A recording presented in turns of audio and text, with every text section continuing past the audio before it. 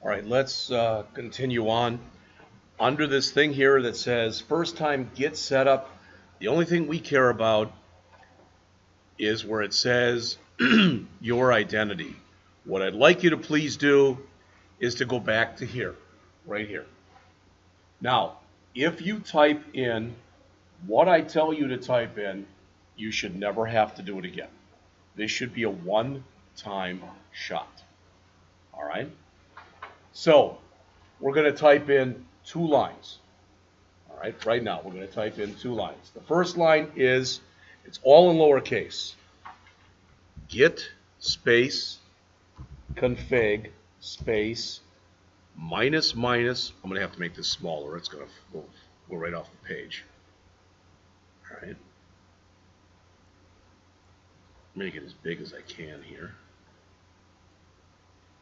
All right, so git space config space minus minus, no space, global user dot name, then inside of double quotes put your name. Please don't put my name. Put your name in there. That is letting Git know the person who's associated with using Git. So git space config space minus minus global space user.name space, and then in double quotes your name. Now, it shouldn't matter most of the time when we do this if you use double quotes or single quotes. All right, so I might use one and I might use the other, but it usually doesn't matter. Hit enter. If it comes back and it just shows you your prompt like this, that's a good thing. Everybody hear that? Now, the next thing, we're going to put in almost the same command. We talked about this before. You all know what DOS key is. Am I correct? DOS key will work on this. So if I hit my up arrow, I bring back the last command. Don't hit enter again because you already put this in. But we want to do one more config, and that's on user.email. I would suggest you use your rank in email. Not mine. I would suggest you use your rank in email. Well, I don't want to. I want to use my Gmail. You can do that. But again, since virtually, bless you, everything we're doing is going to be with this. Okay, again, when I put that in and hit enter, if you get back your prompt, it worked. So now you have let Git know, and this actually should hold true even if you have a new version that you put in. It should remember this. All right? But we let it know who we are and what our email is. Questions on that? Anybody try it and it didn't work? Everybody's gotten that to work? Yes? Okay. All right. Now I'm going to go back to the book just for a minute where it says your editor. Guess what? Didn't we already choose our editor? We said it was Notepad++. So we can skip that. Checking your settings. Okay, if we want to check our settings, just so you see this, I'm trying to be complete here. Okay, so if we want to do this, we might as well, this is your first real command. All right, so I'm going to put in here git space config space minus minus list and hit enter. And you get a bunch of stuff that comes up. And I'm not going to lie to you, I don't know what almost all of it is. But those are the default configuration settings that you have in here. The only thing that's new is what we added at the bottom. See that? All right. So that just shows you basically the default settings. And we don't have to worry about it. We don't have to do anything more with it, etc. All right. Now, I'm going to try something, and I don't know if this is going to work or not, but I'm going to try it anyway.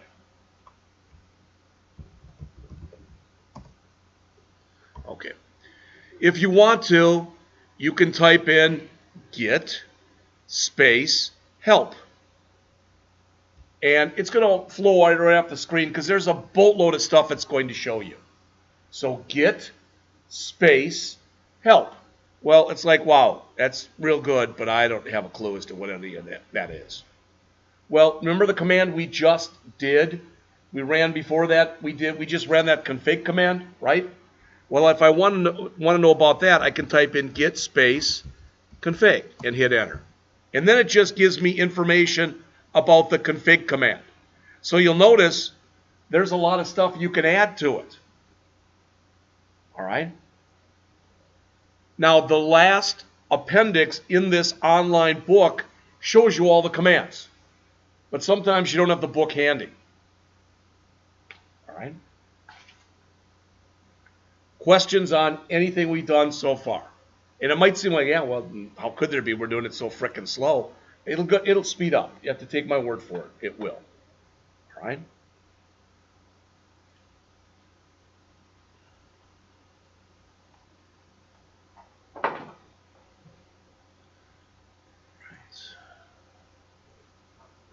So they mention in here, I'm going to back up. This is where we should be right now. A basic understanding of what Git is. It's a source code management system, a version control system, whatever way you want to refer to it, and how it's different from the other ones. It's different because it gives you a complete copy when you ask for it. When you do, and we'll get into this, but not today, what's called a checkout. Think about it like a library. All right? I mean, it's one thing for me to go online here and get a copy of this book, right? It's another thing for me to go to a library, check out a copy of the book, and actually have it. All right? So, chapter 2 is on Git basics. We're not going to go through the whole chapter. It's pretty big. We're going to hit probably a little more than the first half. We will put in some commands. Sometimes we'll just look at things. All right? All right. So the author says here, if you only read one chapter to get going with Git, this is it. This chapter covers every basic command you need to do the vast majority of the things you have to do. What that means is it's not everything. Maybe I've told this to you. Maybe you've heard it someplace else. Have you ever heard the 80-20 rule? Some people call it the 20-80 rule. I'm going to teach you 20% of the stuff you're going to use 80% of the time. All right? I'm not going to teach you the other 80% because you're only going to use that 20% of the time. That you learn on your own type of an idea. Well, that's kind of what they're doing here. When you start with Git, remember right before we took the break, I showed you that picture? Everybody remember that? And it showed you main and staging, and then there was a box over here, and it said Git Repository. All right? We're going to make one of those. But before we do, one more time, please look up on the screen here. Bring this up like this. I asked you this before. You all agreed. We made this Git practice, and you all agreed there's nothing in it. Everybody agreed with that, right? There's still nothing in it. Well, now we're going to put something in it. All right? So from Git, what we're going to do is we're going to literally tell it that we want to create a repository where we're working right now. So I assume that you're in your Git practice or whatever you called your folder. All right? So we're going to type in Git space init. Git space init, hit enter, and notice what it says. Initialized empty Git repository in C:\users \rankin \desktop \practice/.git. All right, yours should be similar, except your path will be different. Make sense? All right, now notice if I go back to here, see what I have? It's made a folder in there. All right? Yours may or may not show because if you've got your, where you can see your dot stuff or you don't, but I'm not going to get into that right now. And if I double click on this folder, there's a whole bunch of stuff in there already. It's like, I didn't put that in. No, Git put it in for us. Don't monkey with that stuff, okay? I'm just showing you that it's in there. But what we did by typing in Git space init is we created a repository. the repository by default is named .git. It's going to contain everything that we need to, want to, have to, etc. work on. All right? We haven't put any of our own stuff in there yet. We won't do that for a bit. All right? But again, that's what we're going to be working toward in just a little bit. All right. So don't worry about the other stuff that they talk. They talk about cloning a repository. And you might say, what the hell is that? All right. Well, again, I'm asking you this. Have you ever gone out, and maybe you've got an account on there. I don't know. But have you ever gone out to github.com? What GitHub is, for lack of better words, is it's a repository that holds repositories. So it will hold all of Matt's repositories, all of Jesse's repositories, all of Evan's repositories, and people from all over the world. All right? Eventually, if you don't have an account here, we'll set one up. Make sure when you set it up, and it'll ask you to go through some stuff, just say you want to do the public. Why? Why the public instead of a private? Because public is free. The good news is it's free. The bad news is it's public. That means everybody can see it. Typically, the only people who use private GitHub repositories are businesses because you get charged. I don't want you to have to get charged for anything. All right? But the point is, if I go out to somebody's GitHub account, all right, so if I go out to somebody's GitHub account right over here, it's going to say, okay, what do you want? And I can grab all of their code and I can zip it. I can zip, give it to me in a zip file, or I can make a copy by doing what's called clone it. All right, I'm sure, cloning was a bigger thing when I was younger, but I'm sure you probably, at least am I correct in assuming, you've heard the word? There was an article in, it was, where was it? On CNN.com. And you might find this a little bizarre. I did. There's a singer, my generation, not yours, named Barbra Streisand. She now is probably in her 70s, but she's got a really good voice. All right? Bottom line is, she had a dog. Okay?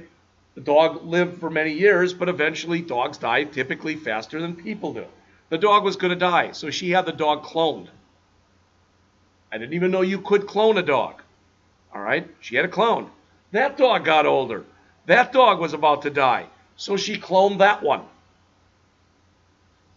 In an ideal world, when you clone something, you're making an exact copy. Now, when you clone people, if that ever happens, all right, that's scary. I've said this to you before. My wife said, no, never you. There's one too many of you already. But imagine they clone me. It would be somebody then supposedly who had my mind, my body, etc. But one thing I don't think they figured out how to clone yet is a personality. If you've ever seen that with identical twins, maybe you know some identical twins. They look alike, but they act nothing alike. All right? Well, when you're working with files, it's not an issue because files and projects don't have personalities. So when you clone something, you're getting an exact duplicate. Does that make sense?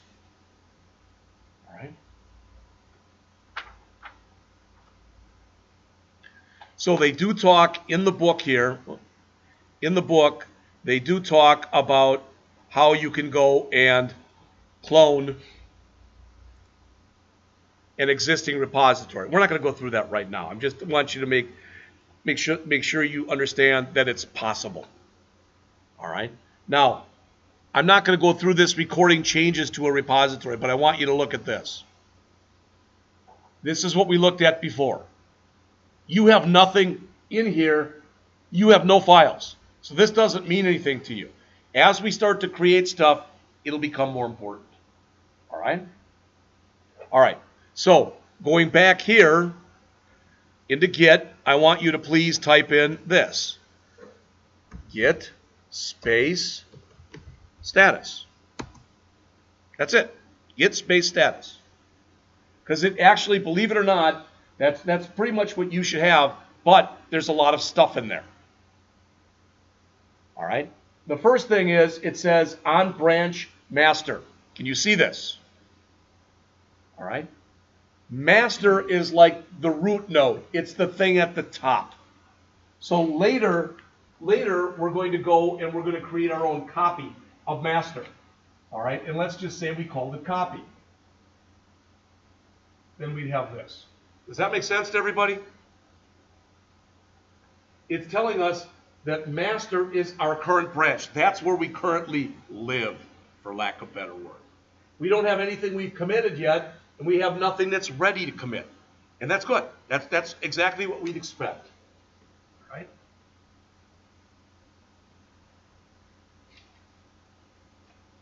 So let's give it something. And I think this is going to work. I haven't tried it in this version because I just downloaded it, but it should work. So don't type it in until I type it in and make sure it works. All right?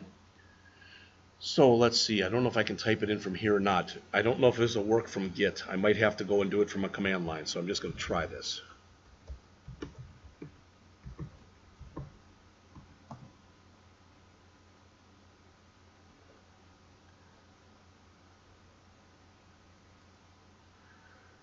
Okay, it did work. That's a good sign. So type in this. Maybe make this a little smaller. Come on. It's not allowing me to change my size. Isn't that nice? Type in touch space garbage.html. If you don't like garbage, call it jesse.html. Doesn't matter. All right? If this is going to create a brand new file that's going to be empty. Did you hear what I said? It's going to create a brand new file, and that file will be empty. Now, if you look up on the screen, please look on the screen here. Notice when I go back here, see what's changed? I now have a file with nothing in it.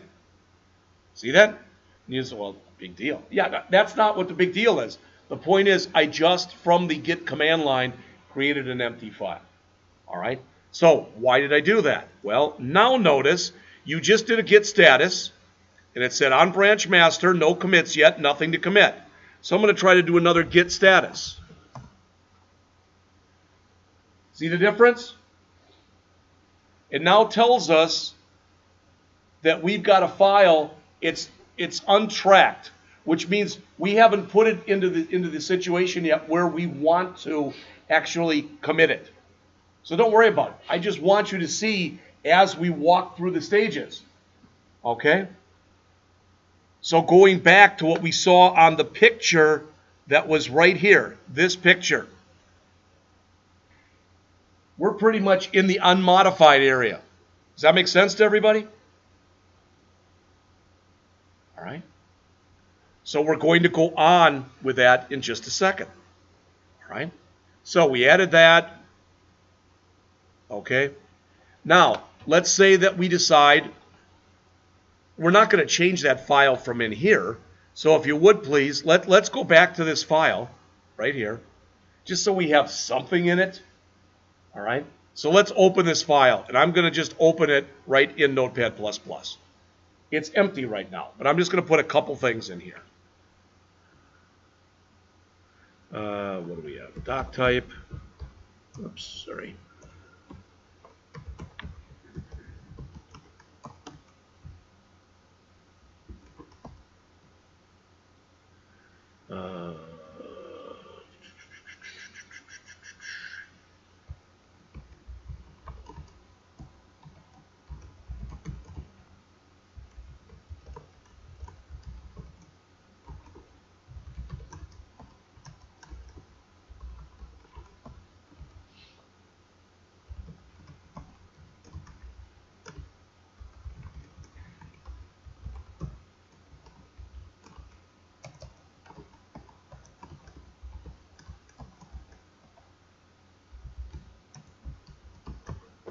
Okay, that's the whole thing.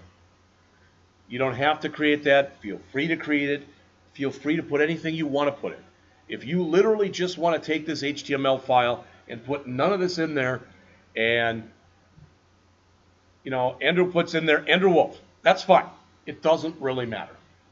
All right. Now I'm going to save this, and you should know what happens when I run this and I launch it.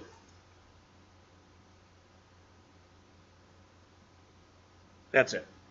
So we gave it the title up here that says first Git, and we've got the Git practice. So that's all we've got. All right. And the reason I'm doing this is what we're going to do is we're going to save this file, and then we're going to come back and make a change to it. Make sense to you? All right. So once you've saved it, we can leave it open. It doesn't hurt anything, but make sure you've saved it, please. All right. And then jump back into Git, as we just were, and I'm going to type in Git status one more time. And it should look the same as it did before. Git status, and there was my last Git status up here. So it says on branch master, yep. No commits yet, yep. Untracked files, yep. Same stuff. All right, it says nothing added to commit, but untracked files are present. So it's letting me know, all right now we have not added anything, all right? We have not added anything, but there's something there to add if we're ready to add it. All right. Now I'm going to show you the wrong way to add it, so don't type this in. All right. We can just type in git add. All right. And I could say, for example, star, which means add everything. Okay. I could also go in and just add this file. So I could say garbage.html. And I could hit enter now, and it would be added. That is not the recommended way of doing it. All right? What is recommended is when you are going to go in and you're going to add one or more files. And again, you're going to see this in more depth and breadth of coverage, or whatever you want to call it, as we go on. All right? Is we want to say this, but we're going to put here, I'll put it in double, minus M, and I'm going to put in double quotes, initial add. Now, let me hit enter and make sure it worked. There might be a spacing thing. I think it's correct. Unknown switch M. I'm wondering if there, let me try it again without the blank space there.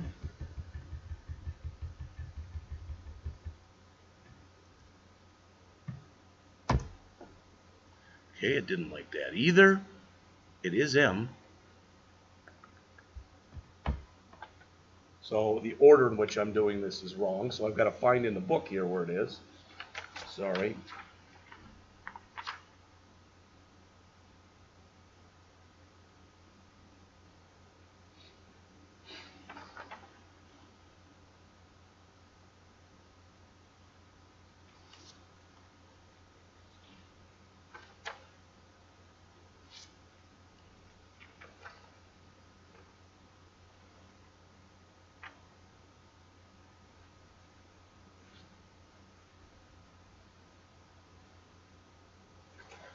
I'll call it.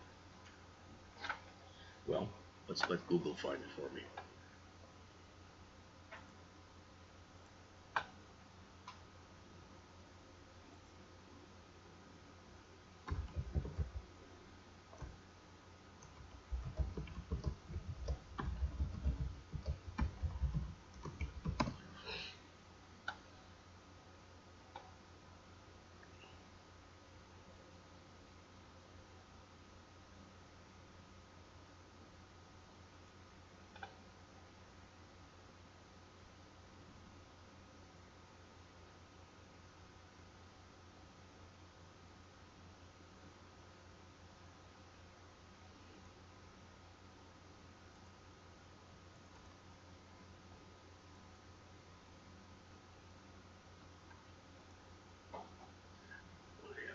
Right.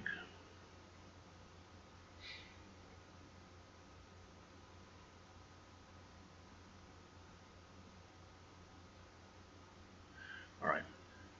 We're just going to do this. I'm going to leave that off and do it the way I showed you before. So I think I'm jumping ahead a little bit here. So let's just say git add garbage.html, like we've got right here, and hit enter. Once again, typically the way this works in Git is if something worked, all you get back is your prompt. See that? All right, git space add space garbage.html. Now I'm going to do another git status. All right, so it says no commits yet, changes to be added. Now I've got this. All right, if I want to remove this, you don't have to type this in. Everybody hear me? You don't have to type this in. But notice what it says. Change it, use git rm -- cached with a file name, all right, to unstage.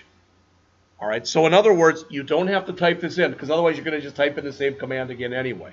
So if I type in here git rm -- cached garbage.html and I hit enter, notice it removed it. All right? Now, I don't expect all of this to be making sense to you. I really don't. I'm not that good. Maybe you are. I don't know. But what I want you to understand is what we're doing in here with this stuff is we just moved it from the modified back to the untracked by doing that removed. You understand what I'm saying? We basically said it's not part of the project, basically. It's untracked. Okay? So now I'm going to come back in there, and I'm just going to run that same command again, be right back where you are. So notice if I removed it, so if I do a git status, it's back to the way it was. It's untracked. But if I come back again and I add it, and I do a git status, now it's back. All right. Now, we want to actually commit it. Again, please look up on the screen here. We just moved it back here from here. We want to stage it. All right. We want to go in and we want to let the system know we want that thing committed. This is where I screwed up on the command I showed you before. Now we want to say this. Git commit -m, and I think there's a space, but we'll find out. Initial commit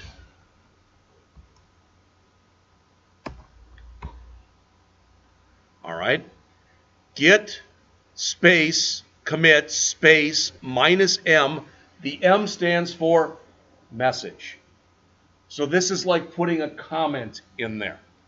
So now every time we look at a version of this, that version will have this comment added to it. All right. So now if I come back again and I type in git status, notice nothing to commit. See that? So what we did was we came in and the first thing we did was we set our global settings to let Git know what our username was and what our user email was. Then we did a git init, so we created our repository, and we looked at that. Then we did a touch command to just create a blank file. Then we added stuff to the blank file. All right, we added stuff to the blank file. And then we went in and we added it to Git, and then we committed it to Git. All right, now, you can all do this. I'm going to go back to this file again. And I'm going to just make a change. In my H1 tag, I'm going to say here, version 1. That's all I'm going to say. I changed it from Git Practice to Git Practice version 1. Again, you could put anything in here. That's not what's important. The key thing is I made a change. All right? So I'm going to save that change. All right? I'm going to go back into Git, and I'm going to do notice this was our Git status, but I'm going to run the Git status again. See the difference? The system is letting me know, hey, since the last time you did a git status, you got a file that you've modified. All right? So if we want to commit this again, we would do like a git space commit space -m space and give it a message. Does that make sense? So again, I can come back here and say git space commit space -m space second commit and hit enter. And it's telling me what I did. Now, we're practicing here, right? We're just playing, trying this stuff out. Okay? That's a pretty crummy message, because it doesn't explain anything. If you are working, and this is what we're going to do tomorrow in C#. When you are working and you are putting stuff in, you should actually say what you did. So I'm going to go and write this program up tonight, and as I write it up, what I'm going to do is I'm going to commit along the way. See what I'm saying? And every time I do something that I consider to be major, I'm going to do a commit. This is going to look different, just so you know. Tomorrow what we do is going to look different. Did you hear that?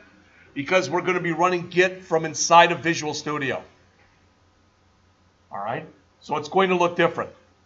But it's being introduced to you now in this class, because what I'm hoping to be able to do is everything that we do next semester. All right? Those of you who will be in the ASP.NET class. Everything that we do in there, the plan is we're going to be putting it into Git right away. All right? So you're already ahead of the game because you'll already know how to do it. And I'm not sure for you taking the 1000 class next semester, how we're exactly going to implement that in, but we are. All right? All right. Let's go back and do a couple more things. We're not going to actually even do that much more. I'm just paging through here to see. I'm hitting some of the high points. I have a question. Yeah. It says the use command isn't found when I try to put the garbage file. The use command? Yeah, if you type it there, use git around. I don't think I ever typed that. Crazy. That one? Oh, I thought I typed that use. No, no. Just the stuff that's in the white here from the $ command. No. All right. Now, we're going to try something here. I'm not sure if this is going to work. We're going to try it anyway. Let's go back. Let's go back to our file. All right. I'm going to try it from here. Okay. Let's see.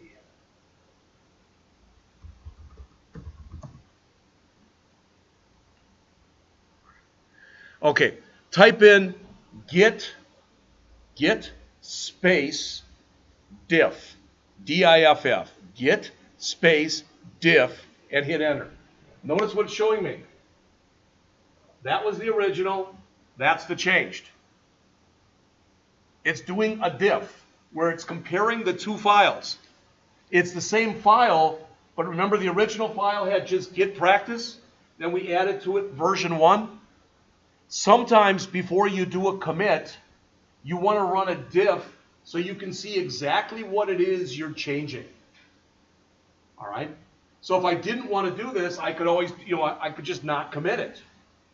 All right? So there's a lot of ways that I could go back and do that, if indeed I wanted to.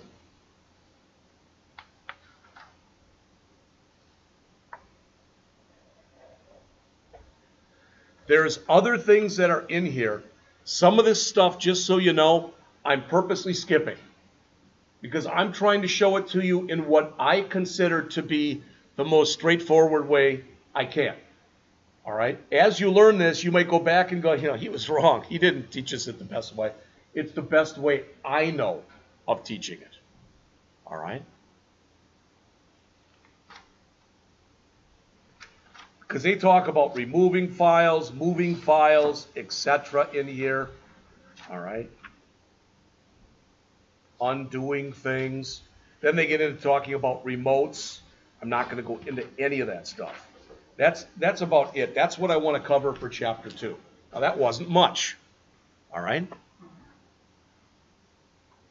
For now, we're done with what we're doing in here. And I think just type in exit from your command line and it'll go away.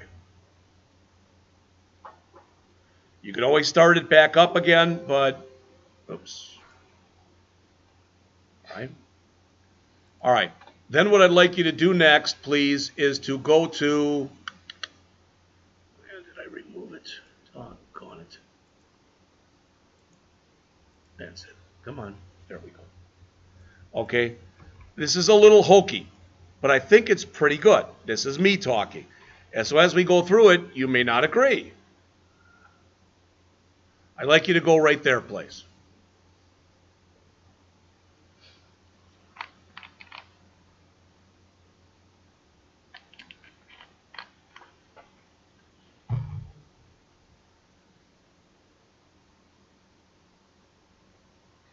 And just so you know, this is another free little online tutorial on using Git.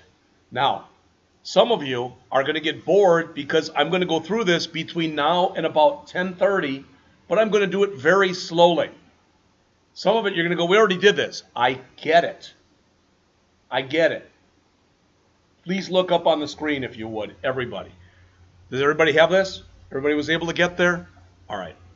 So look up on the screen if you would. This morning, I emailed you all this file. And with this, don't worry about bringing it up. It's okay. I went through every step in this tutorial. I went through every step in the tutorial and explained what was happening. Sometimes I just pull out their words and modify them a little bit. Sometimes I use their words. But we're going to run through this tutorial. Like I said, I'm not lying to you. It's a little hokey. All right? Now, I want to show you one more thing before we start the tutorial. What they show you here is what you're supposed to type here. Everybody hear me? What they show you here is what you're supposed to type here. Sometimes what you have to type is pretty long. So, let's say that Ryan says to me, I don't feel like typing. Well, what you can typically do is take your mouse and run it over that. See how it fills it in for you? So if you're really that lazy, or you don't want to type, or whatever, you don't have to. But I want to go through every one of these steps. It's meant to be about 15 minutes long. We're going to probably spend a good twice that, because we're going to go over every step, because this runs through the major commands, including a bunch we haven't talked about yet. We're going to talk about pull and push, are two of the commands we're going to talk about in just a minute. So, Git allows groups of people to work on the same document without stepping on each other's toes. It's a distributed version control system. You already saw that. This thing right here is the symbol. Don't ask me why. I don't know. I don't care. All right? But it says if we want to initialize a Git repository, we type in git init. You already know that because you did it. So I type in git init and hit enter, and boom, there it is. Every time we do this, this is going to change. Hear me? You can go down here and slide this up and down. See that? All right. So it says, you told us, basically we now have the empty repository, etc. To save your progress as you go throughout the tutorial, if you care about the badge, fine. You can go over to create a free Code School account. Literally, it's an electronic badge. And if you like it, you can print it out. I don't know. If you're into that stuff, go ahead and do it. But it says next up, let's type the git status command to see the current state of our project. Well, I am going to start typing this stuff. So, git status, and hit enter. And notice what it tells us. You saw this before. Anybody tell me what that pound sign technically means? It's comment. Okay? All right, but it's telling us we don't have any status because we haven't done anything yet. All right? So the author says, oh, since you did that, the author went out and created a file called octocat.txt. And it's in there. So it's in, see it? Everybody look on the screen here. See if you can, if you arrow down, there, that's what the author just put in there. So the author wants you to type in git status again.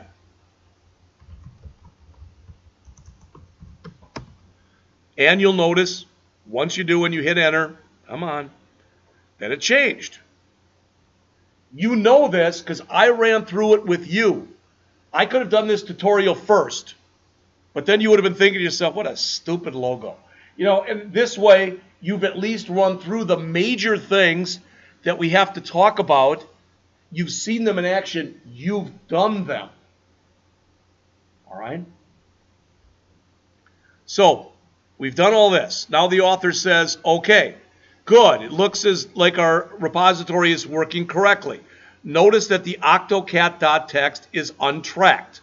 This means that Git sees it as a new file, which has not been made ready yet, to be worked on.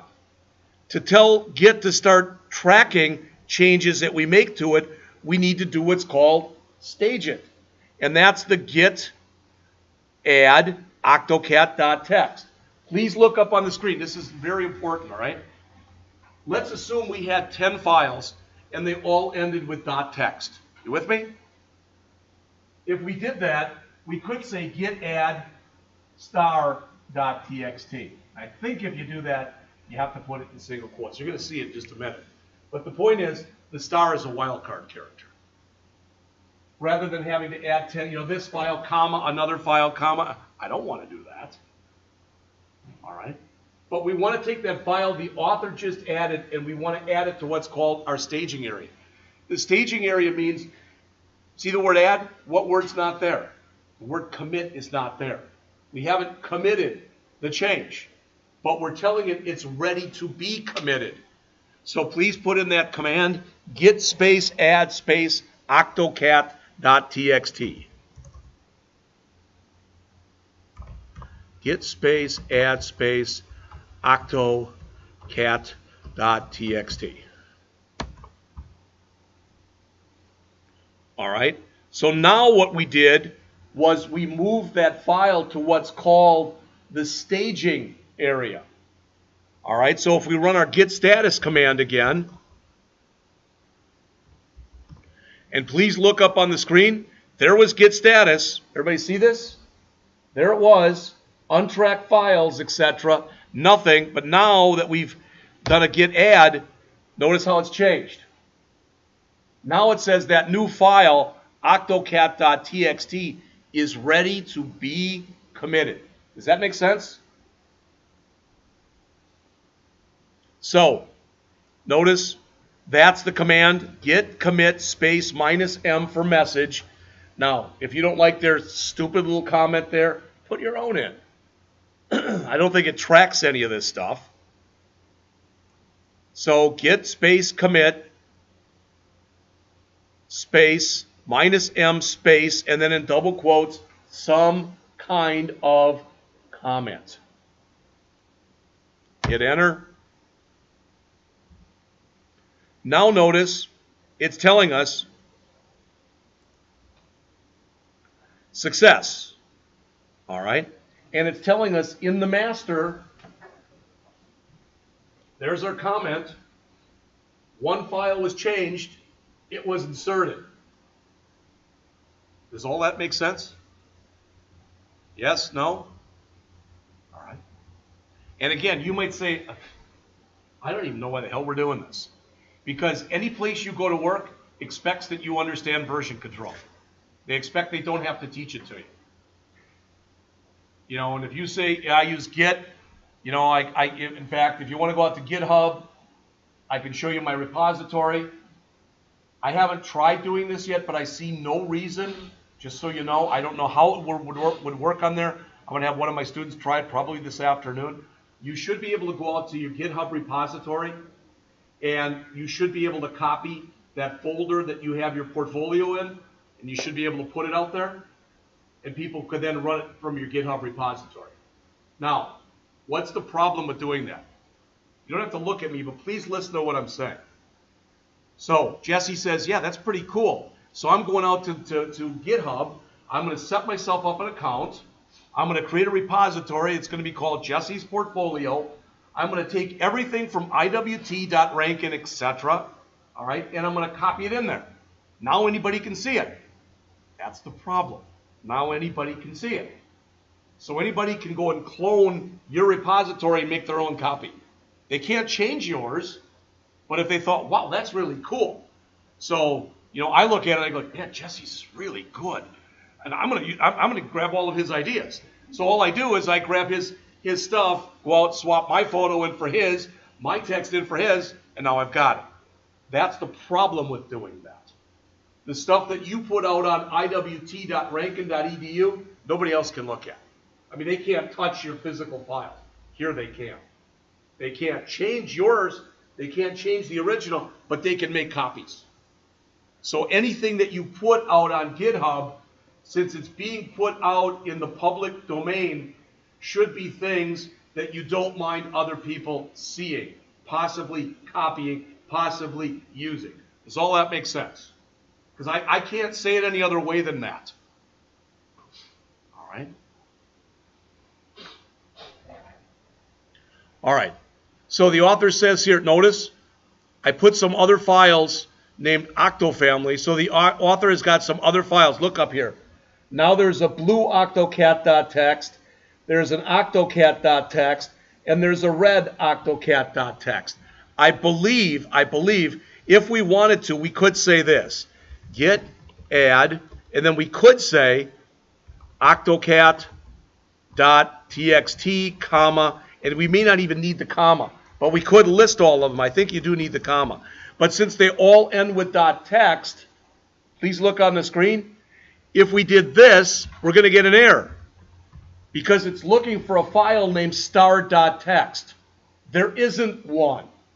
So we put it within quotes, and I believe either single or double quotes would work here. I'm going to try it with double. They tell you to do it with single, but I think it would work with double. That should say add all three of those files. All right, so I'm going to hit enter. It says success. All right. And again, they have not yet been committed. Did everybody hear what I said? So we're going to commit those right now. So do your, as it says there, do your git space, commit space minus m space, then in either single or double quotes, add all the octocat text files. Again, not the best comment, but not a bad comment either. Or message, whatever you want to call that.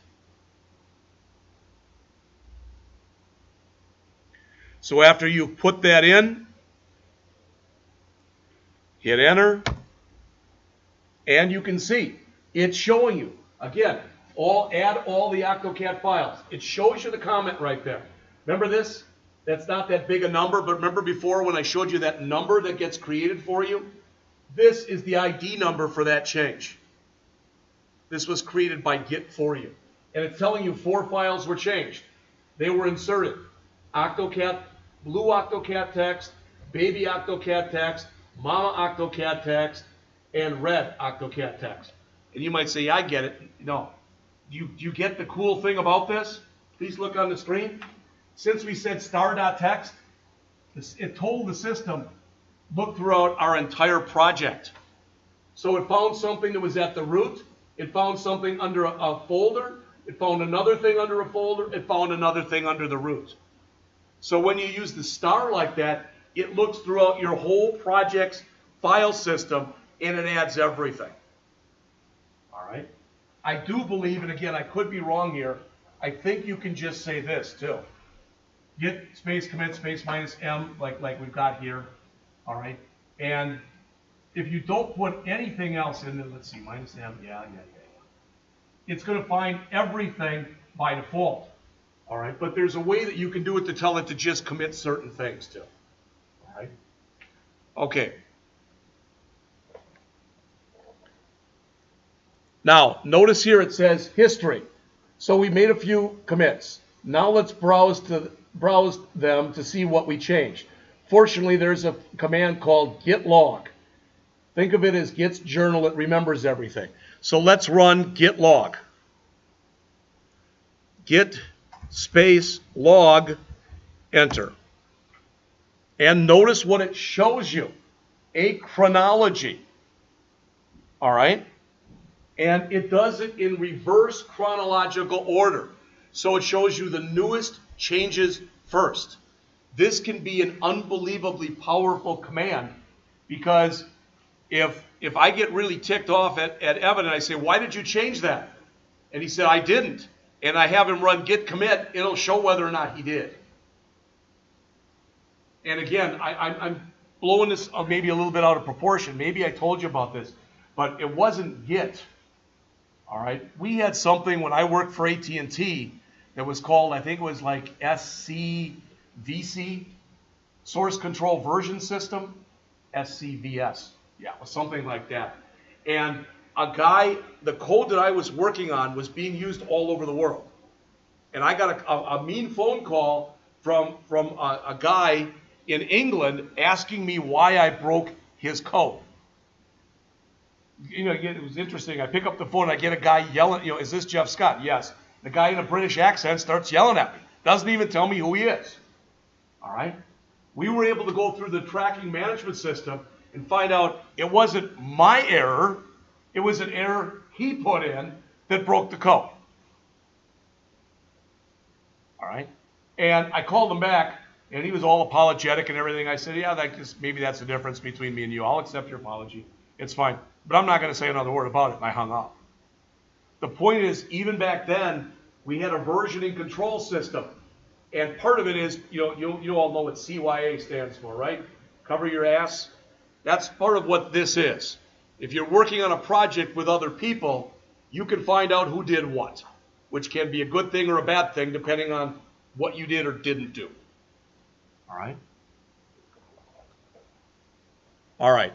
Now, it says here, remote repositories. And I skipped this in the book. Please look up on the screen here, okay? You can read it yourselves. I'm not going to read it to you. But this command that we're about to write says, you know what? What we want to do right here is we want to take our local repository and we want to copy it over to our GitHub repository. Does that make sense? So look at it this way, if this confuses you. It's like we've got a folder. And by default, that folder's name is origin. All right?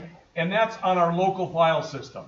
We want it to go out to GitHub, all right? And we want to basically, under GitHub, okay, we want to add it to here. All right? So when you go and you take something from a local system, these are two terms you're going to have to understand. If I take something from local and I copy it over to GitHub, for example, that's called a push. Does that make sense?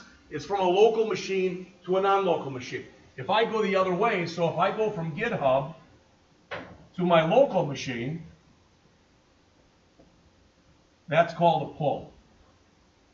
So I push something to a bigger machine, I pull something from a bigger machine. Does that make sense? These are terms that when you go out and you're in the, quote, real world, unquote, people will expect you know and you understand. They won't say, Jesse, tell me what you know about push and pull. But they expect that you understand. You could be, one of my students, just so you know, she went in and interviewed at a company yesterday in Lake St. Louis. And I haven't talked to her since then. But she said, she let me know they're giving her a 2-hour test. And they considered anything that was in our program to be fair game. So they could ask her anything about web design. They could ask her anything about C#. They could ask her anything about ASP.NET. And they could ask her anything about Java and Android. All right? So depending on where you go to possibly apply for a job, something like that could happen to you. More and more companies today are requiring that you might even have to take a test before you get the interview. They give you a test, and if you just hose it unbelievably, they might say, thanks, Evan, but no thanks. All right. Most of the time, you will at least get a short interview, maybe an hour or so. Then they'll have you take a test. All right. Then they'll have somebody grade the test, and they'll come back and talk to you. All right. So let's take this command here, and again, it says we've gone ahead and we've created a new GitHub repository for you to use. This is where that repository lives. To push, well, remember I just said push? So to push from local to GitHub, we need a remote repository. All right, this command gives a remote name and a remote repository URL. So that's what we're doing right here. We're doing a push. All right. Now, you can't physically tell that that's happening, but it is. And normally, that URL that you see there, that probably would be either your URL on your GitHub account, or if we all work for the same company and we had a joint one, something like that. All right. So it says the push command now will tell Git where to put our commits when we're ready. Now we're ready. So let's push our local changes, okay, to our origin repo. That was the one that we just looked at a second ago. All right. So the name, that's the one that we did for right there. The name of our remote is origin. The default local match is branch. Branch name is master. So what we're saying is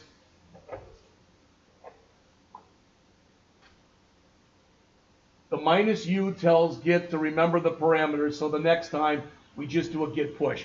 Might not sound like a big thing.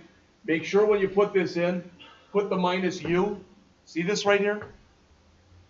From now on, when you make changes after this, you don't have to say git push -u origin master. You just have to say git push. And it knows where to push it to. That's why you use, the first time you do it, that's why you use -u. So this is what we're pushing, and that's where it lives. All right, so if you've got that command in, hit enter again. All right, and it says branch master setup to track remote changes, etc., etc. All right. All right, now notice, let's pretend some time has passed. We've invited other people to our GitHub project, etc., etc. They made their own changes. We can check for changes in the repository by doing a pull. We push to the server, we pull from the server. You got to get that. All right? So we're going to do this git pull origin master. And it's telling us we've got one file that's been inserted, yellow octocat.txt. That file down here was not there previously. Again, when you use Git, it's used in two ways. Just by yourself to track your own changes so you can revert back to earlier versions if you want to, and with other people in a project type of atmosphere. All right. The author says here, looks like there have been additions and changes. Let's take a look at what's different using Git Diff. Now, when we ran this command before in class, we just typed in Git Diff. The problem is, Git Diff is only supposed to work on our local system. We want to know what's different between the copy we just pulled from the server and our copy. Does that make sense? So as the author says right here, in case we want to diff our most recent commit, we can use the head. We'll talk about the head in a bit. All right, probably not even today, but we will. So we say get diff head, and it does, I believe, expect it to be in uppercase. Git space diff space head, and hit enter. Notice the difference. It's hard to read here, but it tells us what we've got.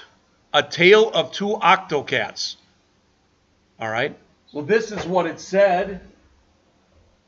This is what it now says.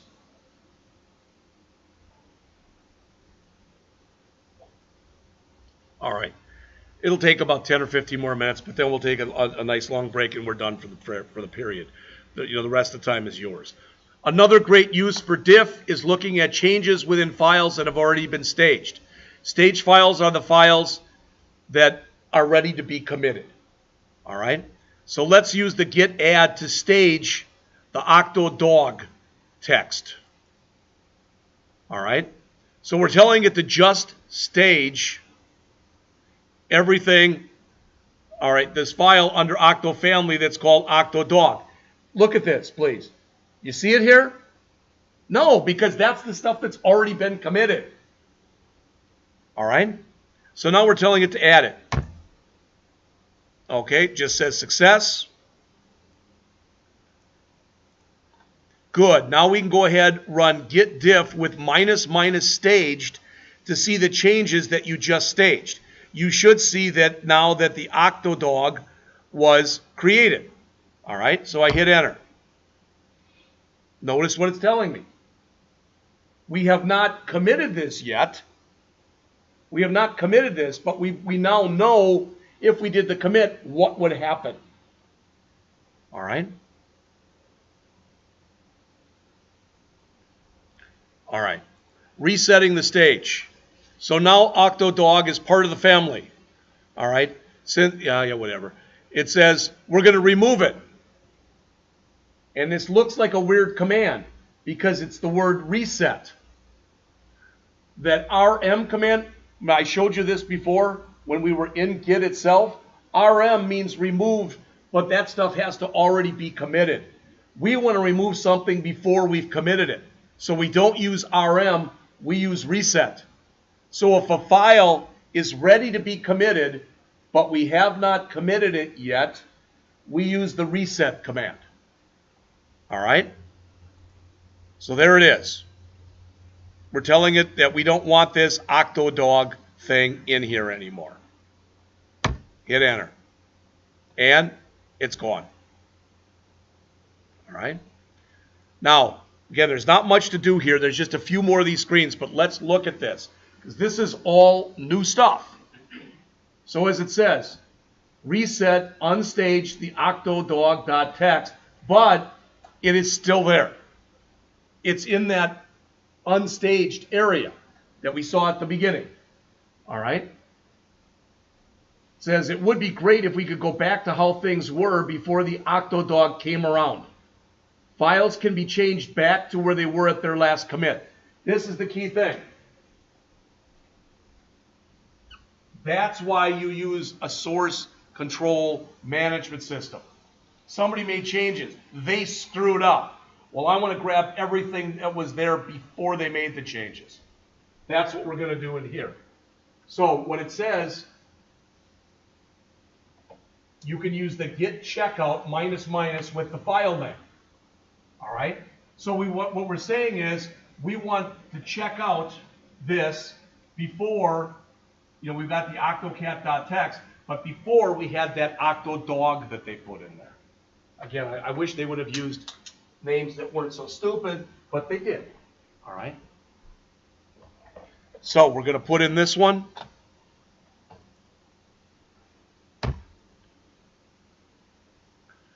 All right? I think there's like a total of 23, so there's not many left. But I want to go over this. Like I said, you'll have to let me know. If you thought, well, we should have done this first. Okay, then maybe we should have. I thought it made more sense to have you type in the commands yourselves first and have me kind of go over a quick explanation of them. All right, when developers are working on a feature or a bug, they'll often create a copy. So right now, if you look up on the screen, we have this. We have master. That's where everything we've done has been done under here. Does that make sense?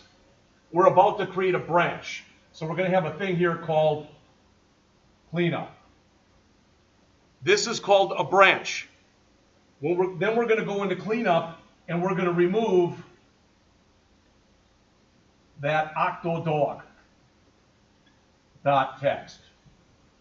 that make sense? Then we're going to take the cleanup and we're going to write it back to the master. When we go in this way, it's a branch. When we go in this way, it's a merge. That makes sense? Just depends on what direction you're going in.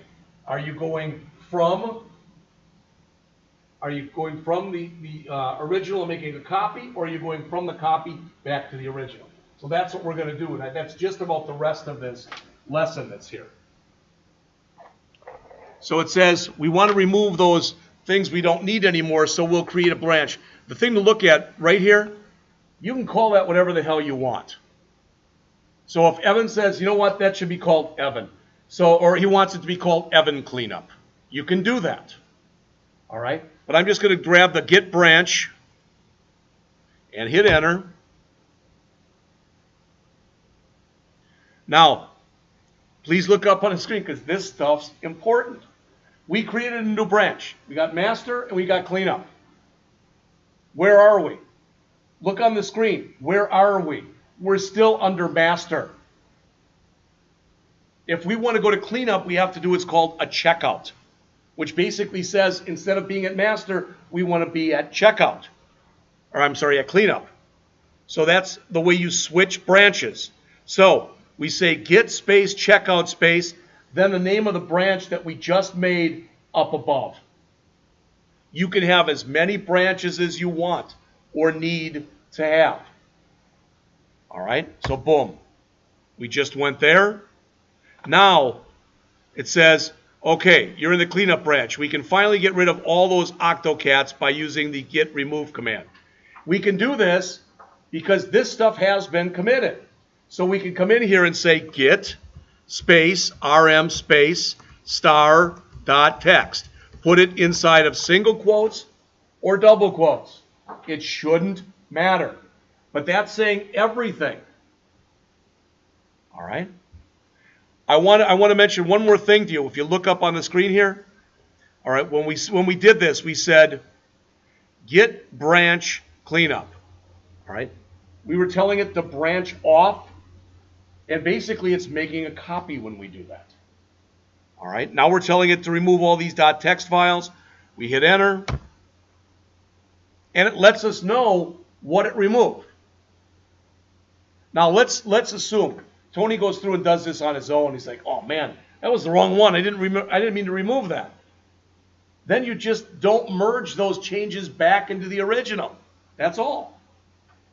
So if you screw up, you're covered. And they mention that throughout the book. It's almost impossible to screw something up so bad that you can't get yourself back out of it. Now, they say almost because then some people are like, okay, now you made it a challenge. And they'll figure out a way. All right.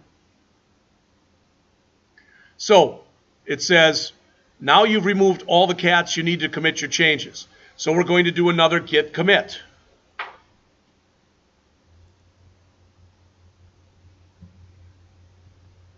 And again, git space commit space -m for message space, then in double or single quotes, your message. And you'll notice once we put that in and hit enter,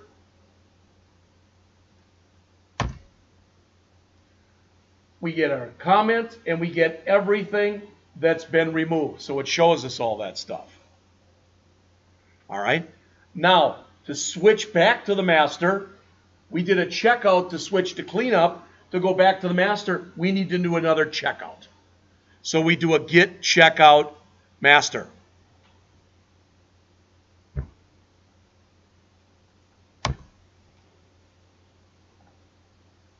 All right, the author says here, alrighty, the moment has come. We have to merge our changes from the cleanup branch back into the master branch. So we say get merge followed by, right now we are in master. So it says merge whatever is in cleanup with whatever I have in master. So put that in, merge, hit enter, and it's telling us. It says, congratulations, you just accomplished your first successful bug fix and merge. All that's left to do is to clean up after yourself. Since you're done with the cleanup branch, you don't need it anymore.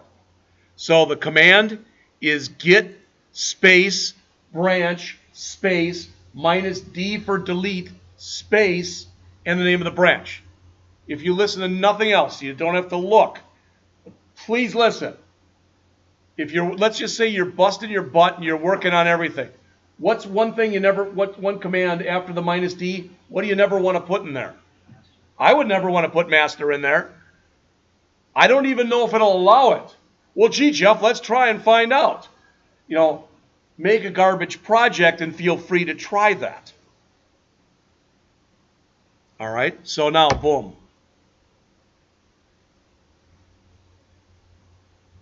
The final thing to do, here we are at the last step. All that's left is for you to push everything. Push. So again, we're sending it to the server.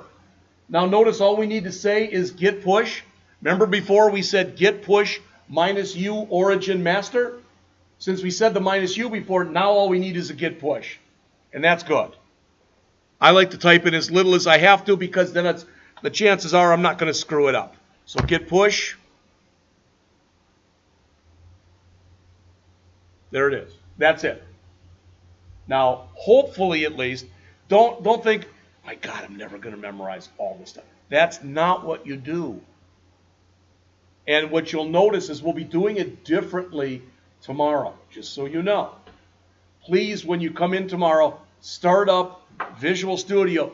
Do not, repeat, do not start up a project. Did you hear me? Do not. Just have Visual Studio up. You're all here. We've lost Josh. All right, he's officially been removed from the roles here. So I guess he's gone. All right, but you're all here, so you all hear me say that. Start up Visual Studio. I want us to be building that project, boom, the entire period. All right, we'll maybe have a time to go over the Git stuff a little. I have no idea if we are going to be have our shadow attack tomorrow, and if we do, what time she or he is coming. All right. But we're going to be doing an actual project. I'm not going to say are there any questions. You might have a lot of them. But you know where this is. If you thought this was a worthwhile exercise, go back and do it on your own. All right? Any other questions? All right, then the rest of the period is yours.